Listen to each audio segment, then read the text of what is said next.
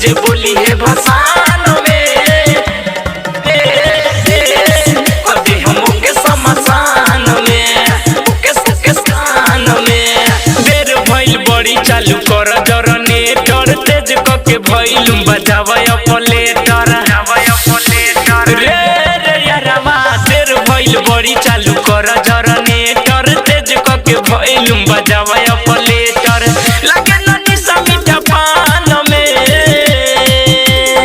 बेसी जे बोली है भसान में कदे हम के समसान में बेसी जे बोली है भसान में कदे हम के समसान में सुनला प्रीतम रेकॉर्डिंग सुनला बेसी जे बोली है भसान में कदे हम के समसान में रोक द ट्रैक्टर रही दवा के दूरा नाच के आज उड़ा दस धूरा रे रे यारवा रोक द ट्रैक्टर रही दवा के दूरा नाच के आज उड़ा दस धूरा करन बात कानो कान में बेसी जे बोली है भसान में कदे हम के समसान में बेसी जे बोली है भसान में कदे हम के समसान में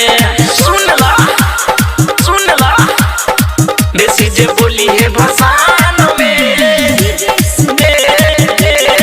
कदे हम के समसान में मैया के गाना बजी सबके झुमई है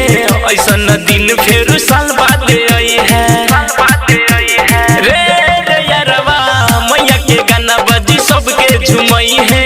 ऐसन दिन फेर साल बाद आई है रहेला परदेश दयाल में बेसी जे बोली है भसान में कदे हम के समसान में बेसी जे बोली है भसान में कदे हम के समसान में प्रीतम रेकॉर्डिंग स्टूडियो तलपुर वर्गनिया।